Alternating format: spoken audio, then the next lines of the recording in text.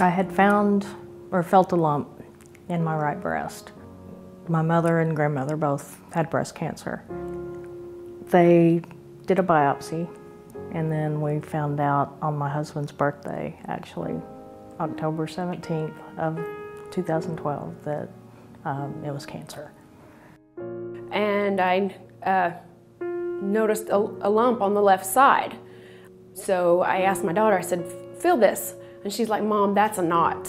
So I went Tuesday thinking I was gonna have a mammogram, ultrasound, you know, be gone maybe an hour from work. Turned into being 6 hours. My general surgeon said, Amber, we're about 90% sure it's breast cancer. Me going from running 5Ks, doing boot camp 3 to 4 times a week, I thought, no way, no way, I'm healthy. You know, I work out, eat right, surely not. Dr. Taylor had called me and said, Amber, we got your biopsies back and it is stage 3 infiltrating ductal carcinoma, breast cancer. I kept denying, I thought, no, it can't be, you know. But something about that Monday night before I went to have the ultrasound, I just had this gut feeling, well, maybe something is wrong. I had been having real bad hot flashes in the summer.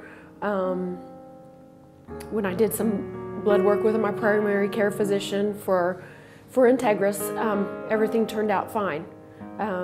With sugar diabetes running in my family, I thought maybe that's what it's, sugar diabetes. I never thought that it would be breast cancer. And then it was the process of when and how do we go about telling our friends and family and our congregation. Suddenly life gets really busy and your focus becomes about what do I need to do next. And so we waited just a little while before we did that. We told, like I said, we told the kids first, and that was difficult, especially since they had just lost an aunt. But we, you know, assured them everything was, you know, everything will be fine. And hers was a very rare case. I really didn't want an oncologist. You know, I looked at the list of oncologists and it was kind of like, I don't really want one of these. Not only did I have to have an oncologist, I had to have a radiation oncologist. So I had to grow up a lot and decide, you know, how can I build this team? And I'm very pleased, you know, he's been great. I remember him telling me, you know you have a whole lot of good news. Has anyone told you that? And I said, yes. And he said, well, I just want to be sure you know. And he said, you know, you are a poster child for mammography. And he said, one day you'll be able, many years from now, you'll be able to tell the world, my mammogram saved my life. The first time I didn't have to have radiation therapy though.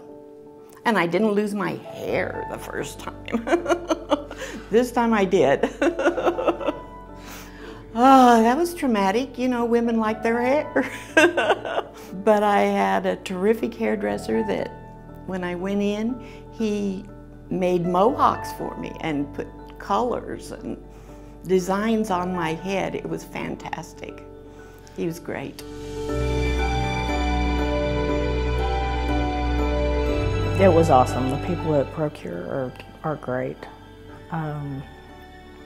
It was a daily thing. You have just one set of team or one team members that you have the same ones every day.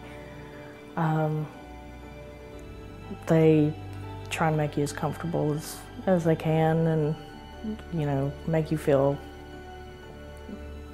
as at ease as possible. They're great at what they do. My favorite Integris moment is when I went to see my consultation with my radiation oncologist. And that's not something that I would have expected, but she, you know, after she explained my radiation protocol and answered all my questions, then she sat down and said, tell me what other concerns you have. And I said, well, on this unexpected journey that I never planned to take, I'm really hopeful that I could be finished with my treatments in time for my daughter's baby to be born in Texas. She smiled at me and she said, "Oh, is it her first baby, and when is the due date?" And I said, when I told her the due date, and then I said, "No, it's her fourth baby." And she said, "Oh my, yes, we'll get you started right away." She said, "With 3 other children at home, your daughter's really gonna need her mom." And so I appreciated her medical expertise. I appreciated the fact that she was willing to expedite my treatment plan to get me started so that I could finish more quickly. And I appreciated the fact that she showed such compassion to me as a mom and as a Monty. Having those 2 babies to look forward to at the end of that stage of my treatment was just a very big gift for me. And I'm very blessed that I was able to welcome both of those babies into the world and hold them moments after they were born. Thank you, Dr. Prabhu, for caring so much, not only as my medical doctor, but as a person.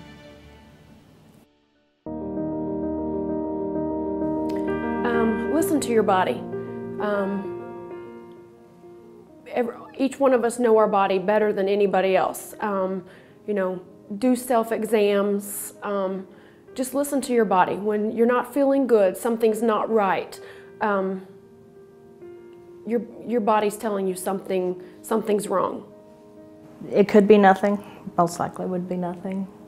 But it's better to catch it early instead of, you know, like me, stage 2 or stage 3, have to go through chemo. Because if you catch it early enough, you know, you can avoid chemo.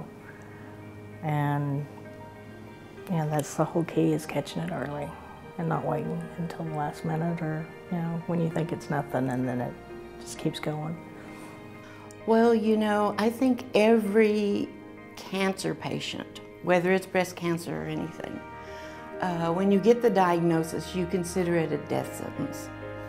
And it's not. I'm here to tell you, 10 years and here I am again, and I'm cancer-free. I mean, it doesn't have to be a death sentence. And I feel great. And I'm just doing what I want to do day by day, minute by minute. And I have good doctors, good friends, and God walking with me, and I can't ask for anything more than that. I love the song "I Hope You Dance" by Leanne Womack. And there was a particular part of that song that has been really poignant to me through my journey. And that part says, "I hope you still feel small when you stand beside the ocean. When one door closes, I hope one more opens. Promise me that you'll give faith a fighting chance. And when you get the choice to sit it out or dance, I hope you dance. I hope you dance."